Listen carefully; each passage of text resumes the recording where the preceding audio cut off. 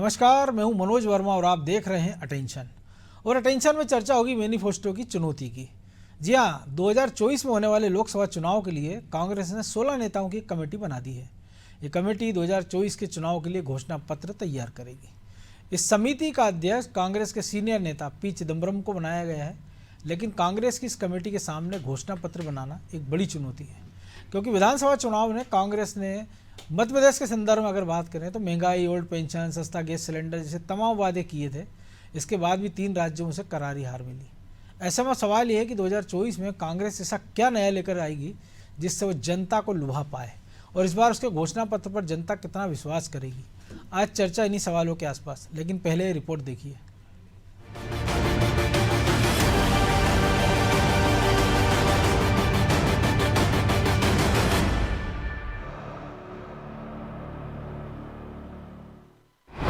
लोकसभा चुनाव की तैयारी, कांग्रेस ने बनाई मैनिफेस्टो कमेटी। कुछ महीनों के बाद होने जा रहे लोकसभा चुनाव की तैयारी में कांग्रेस भी जुट गई है। लिहाजा कांग्रेस ने मैनिफेस्टो कमेटी का गठन कर दिया है। पी चिदम्बरम की अध्यक्षता वाली इस कमेटी में मध्य प्रदेश से ओमकार मरकाम को शामिल किया गया है। अब ये कमेटी उन मुद्दों या मांगों को कांग्रेस के घोषणा पत्र में शामिल करने का सुझाव देगी जिससे जनता को लुभाया जा सके। लेकिन अब सवाल यहाँ खड़ा ये हो रहा है कि ये कमेटी ऐसे कौन से चमत्कारी मुद्दों को शामिल करने का सुझाव देगी जो कांग्रेस ने विधानसभा चुनाव में ना आजमाया हो, क्योंकि कांग्रेस ने 5 राज्यों में चुनाव में महंगाई, पुरानी पेंशन, सस्ता गैस सिलेंडर, नारी सम्मान जैसे तमाम वादे किए थे, लेकिन जनता ने इन्हें नकार दिया। तो अब कांग्रेस के पास इनसे अहम मुद्दे और कौन से बचे हैं? कांग्रेस ने जो मैनिफेस्टो कमेटी बनाई है, मैं उसको स्वागत करता हूँ। और काफ़ी अच्छा अब जो अभी आपके उसमें था कि भाई जो पुरानी ओल्ड पेंशन स्कीम, महंगाई, गैस सिलेंडर नहीं चली, तो ये आप नहीं कह सकते कि वो नहीं चली, वो चला है। लेकिन भारतीय जनता पार्टी के मैकेनिज्म की जीत हुई है, ये हमें मानना पड़ेगा। आप किसी से फ़ोन में बात करी, कोई व्यक्ति इस तरह के रिजल्ट, चुनाव परिणाम के उम्मीद नहीं रखता था। तो वो मुद्दे चले हैं, वो मुद्दे हमारे रहेंगे। और उनके अलावा भी अन्य मुद्दे हमारी कमेटी आम आदमी जनता से पूछ करके, हमारे कार्यकर्ता आम जन तक जा करके उनको भी उसमें शामिल कर करके और ऐसा मैनिफेस्टो लाएगी जो आम जनता का मैनिफेस्टो। कांग्रेस ने 23 के चुनाव में हर वर्ग के लिए लोक लुभावन घोषणाएं की थी, लेकिन इसके बाद भी उसे 3 राज्यों में करारी हार मिली। महज एक राज्य में वो सरकार बना पाए। लिहाजा उसकी इस मैनिफेस्टो कमेटी पर बीजेपी तंज कस रही है। बीजेपी कह रही है कि कांग्रेस कुछ भी वादा करे, जनता उन पर भरोसा नहीं करने वाली। देखिए, कांग्रेस से जनता का विश्वास उठ चुका है। अब जनता के बीच में अनेकों लोक लुभावन वचन लेके वो जनता के बीच में थे विधानसभा चुनाव में, पर जनता ने उन्हें सिरे से नकार दिया। अब कांग्रेस लोकसभा की कवायद कर रही है। लोकसभा में भी जनता उनको घर बिठाने का काम करेगी। कांग्रेस ने महिला, किसान, युवा और कर्मचारी वर्ग को लुभाने के लिए तमाम पैतरे आजमाए, लेकिन उसका दाव नहीं चला। इतना ही नहीं, विधानसभा चुनाव के नतीजों ने ये भी साफ कर दिया कि कांग्रेस की घोषणा पत्र पर बीजेपी का संकल्प पत्र भारी रहा। लिहाजा कांग्रेस लोकसभा चुनाव में जनता को लुभाने के लिए फिर से क्या वादे करेगी, और मैनिफेस्टो कमेटी की ओर से तय किए गए वादे कितना जनता को लोकसभा चुनाव में लुभा सकेंगे, ये अहम सवाल बना हुआ है। ब्यूरो रिपोर्ट, अनादि टीवी।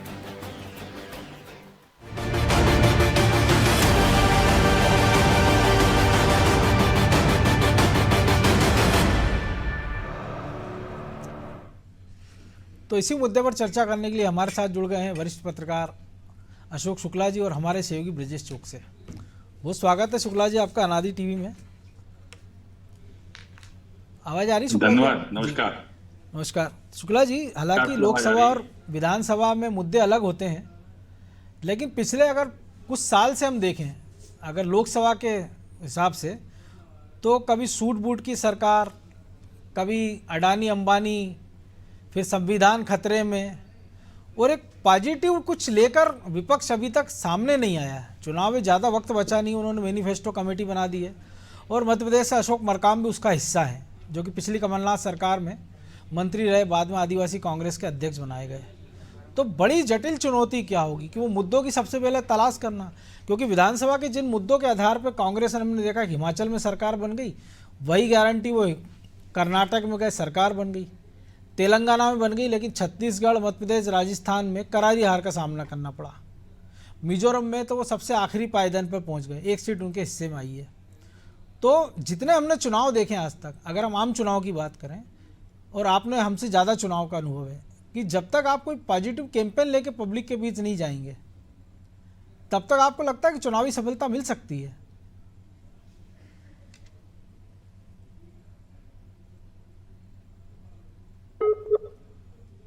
शुक्ला जी, चलिए ब्रजेश जी, कुछ तकनीकी दिक्कत है, ये सवाल मेरा आपसे भी है ब्रजेश जी। निश्चित तौर पर मनोज जी, कांग्रेस को एक नए रोड मैप के साथ आना पड़ेगा। वो उन मुद्दों पर सिर्फ ये कहकर नहीं बच सकती है कि महंगाई है, बेरोजगारी है, उनके समाधान ढूंढना होंगे उनको, और उस मुद्दे को घोषणा पत्र में शामिल करना पड़ेगा। जिन मुद्दों को वो लगातार उठाती रही है, क्या उसके पास उसका कोई समाधान है? ये जनता के बीच में ले जाना पड़ेगा उसे, और समझाने की कोशिश करना पड़ेगी। वो समझा पाई तो निश्चित तौर पर वो प्लस में हो सकती है, जिस तरह से उसकी स्थिति है। लेकिन यदि वही वो हिंदुत्व की पिच पर खेलती है, वही जिस तरह से उन्होंने पिछली बार जिस तरह से सर्जिकल स्ट्राइक पर सवाल उठाए थे, वैसे ही सवाल उठाती है, तो वो अभी तो रणनीति बना ही रही है। जबकि बीजेपी को हम देख रहे हैं रणनीति बनाने कर वो आगे बढ़ चुकी है, वो लगातार बैठ के कर रही है, वो किस तरह से अपना वोट प्रतिशत बढ़ सकता है उसका, उस दिशा में काम कर रही है। तो कांग्रेस को सिर्फ बुराई करने से कुछ नहीं मिलने वाला।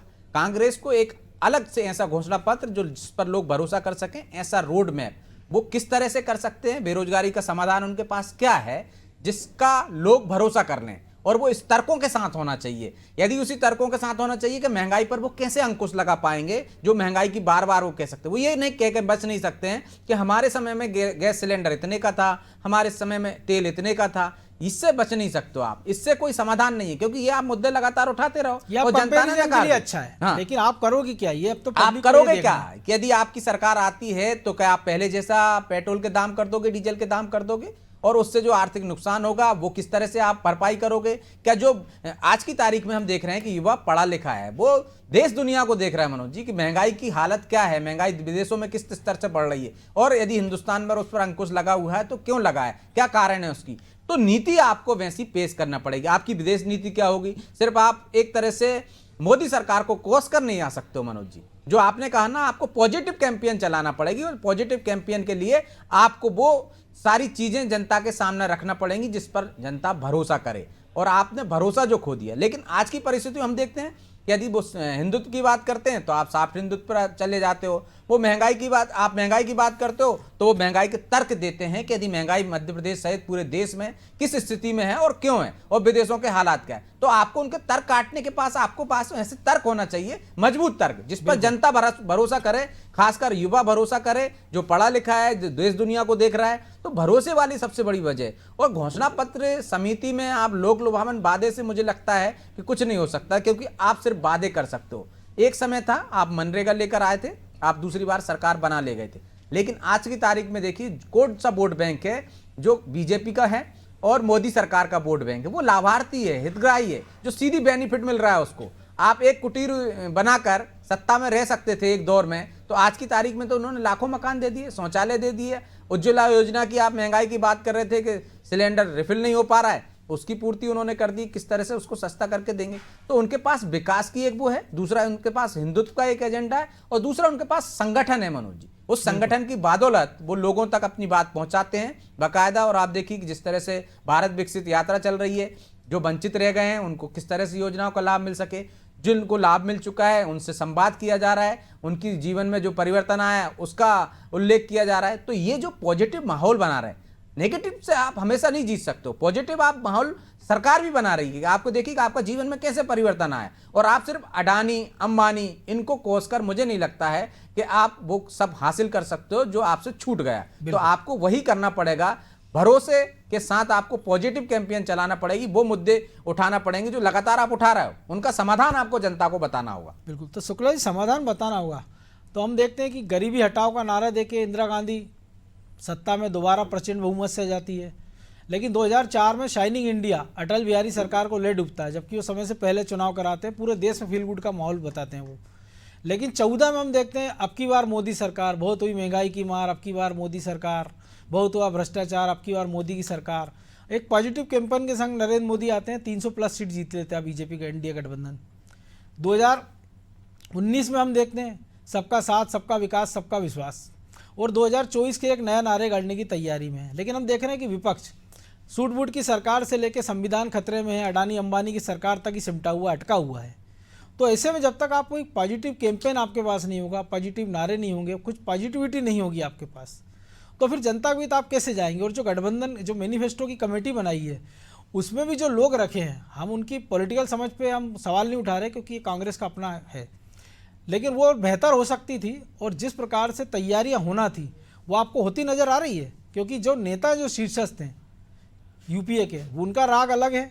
और मैनिफेस्टो की बात करें तो उसकी अब तैयारी होगी, वो क्या लेकर आएंगे उस पर भी नज़र रखेंगे। फिर बहुत सारे सवाल हैं आपके, लेकिन सबसे महत्वपूर्ण बात ये तो मतलब जो जनता के मन में होंगे, आपके भी मन में होंगे, तो मैं इसीलिए जी नहीं, मैं आपका सिलसिलेवार आपको सबका जवाब दे रहा हूँ। आपको मैं बहुत सारे सवाल है, लेकिन सबसे महत्वपूर्ण बात यह है कि कहानी बहुत अच्छी हो और किरदार आपके पास में अच्छे ना हो, तो उस कहानी का आप क्या करेंगे। सबसे बड़ी बात जो सबसे बड़ी समस्या जो विपक्ष की है, उनके पास किरदार अच्छे नहीं है। मैं ये नहीं कह रहा हूं कि नेता वो बुरे हैं, लेकिन जिससे उनका मुकाबला है, मुकाबला उनका जो है महानायक से है, उनका मुकाबला मोदी से है। अभी जो 3 राज्यों के चुनाव की चर्चा कर रहे थे, उसमें जो एक संकल्प पत्र था, एक घोषणा पत्र था, उसका मुकाबला थोड़ा सा पीछे था, और सामने जो मुकाबला हो रहा था वो एक बड़े नेता के साथ में हो रहा था। आप ये देखिए कि तीनों राज्यों में जो कैंपेनिंग थी वो मोदी जी कर रहे थे, और मोदी जी की गारंटी का कोई मुकाबला नहीं था। दूसरी बात यह है कि अभी कांग्रेस जो है बहुत जल्दबाजी में, हड़बड़ी में दिख रही है। अभी वो इंडियन गठबंधन का हिस्सा है, और हो सकता है कि इनका कोई साझा घोषणा पत्र आना चाहिए, लेकिन उसके पहले अगर वो कोई अपनी एक अलग से घोषणा कमेटी बना रही है और घोषणा पत्र तैयार कर रही है, तो ठीक है। ये इसका मतलब ये भी है कि वो इंडिया जो गठबंधन है, इंडिया जो गठबंधन है, उसका शायद वो हिस्सा नहीं रहना चाहती होगी, या उसकी कुछ राह अलग होगी। इसके अलावा एक चीज मैं आपको और बताऊं, जो आपने या वो बी प्लान पे काम कर रही है कि यदि हमारा गठबंधन टूटता है तो हम इस पर भी काम कर सकते हैं, एंड मौके पर हड़बड़ी ना हो। ये दिखाने की कोशिश कर रही है कि उसको भी इस गठबंधन की बहुत आवश्यकता नहीं है। और मुझे लगता है कि जब आदमी सब कुछ गंवा चुका होता है, तो फिर वो उसका सब कुछ दांव पे लगा होता है। तो कांग्रेस की अब स्थिति यही है। उसके अलावा मैं आपसे एक चीज बताऊं कि अभी भी बहुत सारे मुद्दे ऐसे हैं, आप जब जन अपेक्षाओं के मुताबिक जब आप कोई मुद्दा लाते, जैसे जनता की अपेक्षा क्या है, हम लोग 5 वर्ष के लिए राजनीतिक गुलाम है। कोई भी दल ये क्यों नहीं कहता है कि राइट टू रिकॉल देंगे। अब कांग्रेस के पास में देखिए गंवाने के लिए कुछ नहीं है, उसको जनता के सामने ये मुद्दा परोसना चाहिए। दूसरा, जो रोजगार की बात हो रही थी, रोजगार के क्षेत्रों का विकेंद्रीकरण की आवश्यकता है। अभी एक आदमी के पास में जो है बहुत सारे काम है, तो बहुत सारे लोग आपको ऐसे मिलेंगे जिनके पास में कोई काम नहीं। रोजगार के बहुत सारे सुरक्षित क्षेत्र हैं, जैसे पेट्रोल को देख लीजिए, माइनिंग को देख लीजिए, शराब को भी देख लीजिए। कभी जो है मध्य प्रदेश में शराब नीति भी इसी आधार पर बनाई गई थी कि साहब इससे अधिक से लोगों को रोजगार मिले। हालांकि एक बुराई थी, लेकिन आपके यहाँ पे समस्याएं बहुत सारी हैं, और कुछ समस्याओं से निपटने के लिए आपको उन बुराइयों को भी, लेकिन जब आप बिहार में बैन कर देते हैं तो अवैध बिक्री हम देखते हैं सैकड़ों जाने जा चुकी है। गुजरात उदाहरण है, हरियाणा को वापस लेना पड़ी। जी, ये तो खैर है, लेकिन इसके अलावा मैं कह रहा हूँ कि रोजगार का एक बहुत बड़ा क्षेत्र है जिसपे कुछ लोगों ने पत्थर जमा रखा है, वो काबिज हो गई। जैसे माइनिंग आप देख लीजिए, अभी आप रेत का कारोबार देख लीजिए, क्या बेरोजगारों को 5 ट्रक या 6 ट्रक बालू नहीं दी जा सकती क्या? आप एक व्यक्ति को खाने कमाने का इतना मौका दे देते हैं कि वो अरबों रुपए खरबों रुपए जो है रेत से, सैंड से कमा लेता है। यही माइनिंग की स्थिति है। एक आदमी के पास में 200 300 एकड़ की माइनिंग लीज रखी हुई है। क्यों भाई आप ये बेरोजगारों में क्यों नहीं दे रहे हैं? 2 एकड़ की 3 एकड़ की माइनिंग लीज देती। इसी तरह से आप गैस एजेंसियों को देख लीजिए, एक व्यक्ति के पास में 20,000 सिलेंडर का फिलिंग का उसकी कैपेसिटी है, भाई इसको 5-5 हजार करके चालू। तो लेकिन सवाल ये है ना शुक्ला जी, क्योंकि सरकार के पास सीमित संसाधन है, और उसके जो मान लीजिए सरकारी नौकरी हम केंद्र की राज्य की भी जोड़ लें, लेकिन प्राइवेट सेक्टर इससे कहीं बड़ा और उससे कई गुना लोगों को नौकरी देता है। लेकिन जो आप जिक्र कर रहे हैं वो इस पर तो फोकस नहीं कर रहे हैं। जो लोग रोजगार दे रहे हैं वो उनको भी निशाने पर लेते हैं, और ऐसा लगता है कि वो जैसे पड़ोसी देश के उद्योगपति हैं और इस सरकार ने उनको यहाँ आयातित कर लिया और इस सरकार जाएगी तो वो बोरी बिस्तर समेट के चले जाएंगे। तो जब आप पूंजीपतियों को निशाना बांधेंगे, उनकी नीतियों को आप बना सकते हैं कि अगर वो टैक्स चोरी कर रहे हैं, अगर रिसोर्सेज का मिसयूज कर रहे हैं, या वो दूसरा की दादागिरी कर रहे हैं, किसी क्षेत्र में एकाधिकार कर रहे हैं, ये सरकार के पास सारे समाधान है उसके। देखिए, जो भी सरकारें रही है देश में, उनका किसी न किसी राजनीतिक घराने से उनका ताल्लुक रहा है। और ये जैसे आजादी के कांग्रेस- पहले से हम देख रहे हैं। बिल्कुल आजादी की पहले से बिरला घराना जो था कांग्रेस का बहुत बजाज है, करीबी बिरला था। है, जी बिल्कुल। हाँ, बहुत सारे ऐसे घराने आपको मिल जाएंगे। तो कुछ आपको ऐसे भी मिलेंगे, जैसे अमर सिंह जो थे वो एक बड़े कोऑर्डिनेटर हुआ करते थे सपा के, और उसमें बहुत से उद्योगपति जो थे तो सपा के साथ में जुड़े हुए थे। उसमें एक अब सहारा जी है नहीं, सहारा ग्रुप भी जो था पूरी तरीके से उन्हीं के साथ में था। इसी तरह से बसपा के टाइम पे जो है जेपी ग्रुप जो है बसपा के साथ में जुड़ गया था। तो राजनीतिक पार्टियों के साथ में उद्योगपतियों के जो है संबंध रहे हैं, और उस समय समय पर जो है अलग अलग दल के लोग जो है किसी न किसी उद्योगपति के साथ में जुड़े रहे।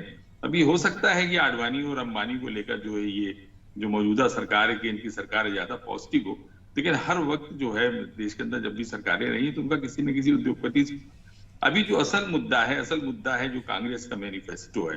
कांग्रेस के मैनिफेस्टो में नया क्या आता है ये बहुत महत्वपूर्ण होगा देखने वाली। लेकिन कुछ ऐसा वो लेकर आएंगे जो क्रांतिकारी कदम होगा, इसकी संभावना तो बिल्कुल यही बहुत हम कम चर्चा, है। यही मैं चाह रहा था। तो ब्रजेश जी, उन्होंने तो फोकस सेट कर दिया है प्रधानमंत्री ने, महिला, युवा, किसान और गरीब, ये चार सबसे बड़ा वर्ग है जिसमें मुझे लगता है लगभग सभी लोग आगे होंगे। तो अब इसके बाद फिर वो जो संकट है कांग्रेस के सामने, जो शुक्ला जी कह रहे हैं कि ऐसा क्या क्रांतिकारी आप लेकर आओगे, और वो भी तब उस स्थिति में कि जब आपके पास दूल्हों की भरमार है, लेकिन ये नहीं पता है कि बाराती कौन कौन होगा, कौन कौन साथ चलेगा, कौन छोड़ जाएगा। हो सकता है इन टाइम पे कोई घोड़ी लेकर भाग जाए। कई सारे नाराज फूफा अभी से नज़र आ रहे हैं। देखिए मनोज जी, कांग्रेस के सामने बड़ा धर्म संकट है, तो उसके पास ऐसा कोई क्रांतिकारी वो तो है नहीं, या तो एक चेहरा भी नहीं है आपके पास, और आपके पास ऐसा कोई मुद्दा नहीं है। शायद यही वजह है कि उसको एक मुद्दा लगा, या एक ऐसा मुद्दे को उसने उछाला जिससे उसको लगता था कि बढ़त मिल सकती है। वो जातिगत जनगणना की बात थी, जितनी जिसकी हिस्सेदारी, भागीदारी, उसी की हिस्सेदारी होनी चाहिए, जो नारे लेकर वो चले थे। लेकिन क्या 3 राज्यों के चुनाव, खासकर हिंदी बेल्ट की हम बात करें, वैसे तो 5 राज्यों के चुनाव में वो चल पाया क्या?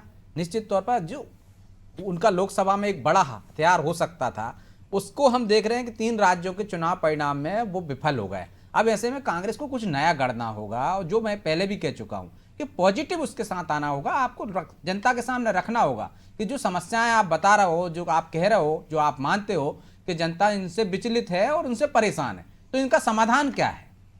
एक तरफ हम देख रहे हैं कि समाधान की साथ साथ यदि महंगाई है तो सबसे ज्यादा प्रभावित कौन सा वर्ग होता है? गरीब तबका होता है, जिसको राहत ऑलरेडी पहले से बिल्कुल भैया, मोदी गुजर सरकार हो ने सकता दे है, वो रखी है, जाट तो हो उसको सकता है, महंगाई पंडित हो उतना सकता है, अल्पसंख्यक हो सकता है, ईसाई बिल्कुल। हो सकता है, कोई भी हो सकता है। तो वो महंगाई उसको उतना प्रभावित नहीं कर रही। अनाज उसके यहाँ मिल रहा है, उसको रोजगार उसको मिल रहा है, जो काम कर सकता है वो मनरेगा चल ही रहा है। तो वो असर कहीं ना कहीं लगा नहीं कि महंगाई की वजह से जनता में नाराजगी हो। यदि नाराजगी होती तो हम देखते कि उसका असर होता है इन राज्यों के चुनाव पर। अब आप लोकसभा की बात कर लीजिए, तो जिस तरह से राष्ट्रवाद हो, जिस तरह से हिंदुत्व का मुद्दा हो, जिस तरह से गरीब कल्याण की बात जो की जा रही है, चाहे किसान की बात करें, चाहे महिलाओं की बात करें, सीधे बेनिफिट की जो योजना है वो कहीं ना कहीं प्लस करती जा रही है बीजेपी को। यही कारण है कि वोट बैंक उसका लगातार बढ़ता जा रहा है, वो उससे संपर्क में। दूसरी तरफ हम देख रहे हैं कांग्रेस अपने मतदाताओं से, अपने कार्यकर्ताओं से ही संपर्क में नहीं। कोई ऐसी रणनीति नहीं है कि जमीनी स्तर पर यदि कहीं नाराजगी है, छोटी मोटी कोई अंकुरित भी फूट रहा है ऐसा कि जो कांग्रेस के फेवर में जाए, उसको पाल पोस कर वो बड़ा कर सके, उसमें खाद बीज दे सके। लेकिन वैसी रणनीति नहीं है ना। नाराजगी निश्चित तौर पर लगातार, यदि केंद्र में कोई सरकार है तो उसके खिलाफ एक नाराजगी भी होती है, एंटी इनकम्बेंसी भी होती है, लेकिन उसको आप होना नहीं पा रहे हो ना। मध्य प्रदेश में आपने देखा है कि किस तरह से ये माना जा रहा था कि एंटी इनकम्बेंसी है, उसका फायदा कांग्रेस को मिल सकता है, और कांग्रेस इसी आसार पर बैठी रही, इसी उम्मीद पर कि लोग नाराज होंगे उसको वोट दे देंगे। लेकिन एंटी इनकम्बेंसी को उन्होंने प्रो इनकम्बेंसी में कैसे बदल दिया? क्योंकि सिर्फ आपने वो जनता के बीच में नहीं गए, आपने उनको मुद्दा नहीं बनाया, आपने जो गुस्सा थोड़ा बहुत था उसको भड़काने का काम नहीं किया। दूसरी तरफ हमने देखा है कि बीजेपी ने जो गुस्सा भी था उस पर पानी डालने का काम किया, और किस तरह से एक वर्ग को साथ लिया और वो प्लस में होगा। 7% वोट बैंक का इजाफा कोई मामूली इजाफा नहीं है, आधे प्रतिशत से हम देखते हैं सरकार लोकसभा में और बढ़ जाता है। तो लेकिन शुक्ला जी, एक और चीज हम देख रहे हैं कि बीजेपी जो 2019 में मोदी ने वादा किया, 2023 में विकसित भारत यात्रा पूरे प्रदेश में, पूरे देश में निकाल रहे हैं, कनेक्ट कर रहे हैं लोगों को कि हमने 5 साल में आपके लिए क्या किया, या पिछले 9 या 10 साल में हमने क्या क्या किया, आपको शौचालय दिया है, और अगर कुछ छूट गया तो उनको एड ऑन भी करते जा रहे हैं। नए नारे की तैयारी हो रही है, चुनावी बैठकें हो रही है, और युवा दिवस पर प्रधानमंत्री खुद युवा वोटर से संवाद करने की तैयारी में है। कार्यकर्ताओं को चार्ज किया जा रहा है, और जब नए नारे के साथ जब 2024 में जाएंगे उसकी अलग तैयारी होगी कि जब फिर कांग्रेस या यूपीए या एनडीए का जो गठजोड़ का आमना सामना होगा कि कौन क्या किसके पिटारे में होगा। लेकिन फिलहाल तो जो कर चुके हैं उस पर भी एक सवाल है कांग्रेस के सामने कि उस पर भी घेराबंदी नहीं कर पा रही कि भाई अगर आपने 15 लाख की बात की तो उन्होंने कह दिया था जुमला है, 2 करोड़ की रोजगार की बात थी, लेकिन कांग्रेस इस पर चुप्पी है।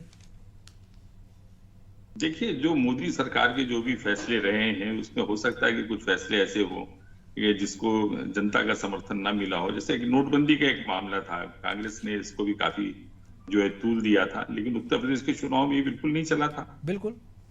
बहुत सारे मुद्दे उसमें हैं। अभी आप तमाम चीजें आप गिना रहे थे, उसमें मैं आपसे बताऊंगी कि सबसे बड़ी चीज है वो मोदी की गारंटी है, जो भरोसे की बात आती है। बिल्कुल, तो आज ये की इस देश की गारंटी की तोड़ क्या है फिर? इस गारंटी की कोई तोड़ नहीं। मैंने आपसे कहा ना कि कहानी बहुत अच्छी हो और किरदार आपके पास में अच्छा ना हो तो वो कहानी नहीं चलती है आपकी। तो यही स्थिति जो है विपक्ष की, विपक्ष के पास में एक अच्छा किरदार नहीं है जो मोदी जी का मुकाबला कर सके। आज लोग मोदी जी पे भरोसा करते हैं, उनको लगता है अगर मोदी जी हैं तो हमारी देश की सीमाएं जो है सुरक्षित है, हम दुश्मनों से बेहतर तरीके से निपट सकते हैं, हम आत्मनिर्भर हो सकते हैं। आत्मनिर्भर भारत की बात भी जो है बीजेपी कर रही है, खासतौर पे मोदी जी भी कर रहे हैं। ये ठीक है कि बहुत सारी खैराती योजनाएं चल रही हैं, लेकिन साथ में बीजेपी का एक फोकस ये भी है कि हम लोगों को आत्मनिर्भर बनाएं, उनको रोजगार मुहैया कराएं। अगर हम सरकारी नौकरी नहीं दे सकते हैं तो स्वावलंबन की दिशा में और बहुत सारे प्रयास हो सकते हैं। उस दिशा में भी जैसे अभी एक कौशल केंद्र भी खुले थे, आपको अगर ध्यान हो तो मोदी जी का ही ये था, मेक इन इंडिया की बात भी उन्होंने की थी। तो मोदी जी के पास में जो है जो विजन है और जो वो लोगों के बीच में जाके अपनी बात जिस तरह से रखते हैं, जो सबसे बड़ी दिक्कत विपक्ष की है, मोदी जी छोटी मोटी बात को भी बहुत बेहतर तरीके से रखते हैं जनता के बीच में, और जो हमारा विपक्ष है वो बेहतर बात को भी अच्छी तरीके से जनता के बीच में नहीं रख पाता है। तो एक तो संवाद की जो शैली है, जो मोदी जी की शैली है, वो जनता को अपनी ओर आकर्षित करती है, प्रभावित करती है और ये भरोसा दिलाती है कि अगर मोदी है तो ये मुमकिन है। तो ये कह सकते हैं कि मतलब कांग्रेस या विपक्ष के बाद एक तो पहले अच्छे हीरो की कमी है और ऊपर से विलेनों की भरमार है कि जो भी एक आधे ऐसा डायलॉग बोलते हैं कि वो पूरी पिक्चर को लूट ले जाते हैं। बहरहाल अब समय की कमी है इसलिए चर्चा को विराम देना होगा। बहुत धन्यवाद शुक्ला जी। तो निश्चित तौर पर बड़ी चुनौती कांग्रेस के सामने है कि 2024 में उसके तर्कस में ऐसा क्या होगा जिस पे भरोसा करके जनता उसको वोट करे, और सामने जब मोदी की गारंटी, मोदी का चेहरा, 10 साल के कामकाज और तमाम सारी ऐसी चीज़ें हैं, संगठन भी है, चेहरे भी हैं और भी कई चीज़ें हैं, तो इस सारी चीज़ों का एक ऐसा कॉकटेल है जिसका तोड़ कैसे निकालेगी कांग्रेस, इस पर भी हमारी नज़र रहेगी। अटेंशन में आज इतना ही, मुझे दीजिए इजाज़त और आप देखते रहिए अनादि टीवी। नमस्कार।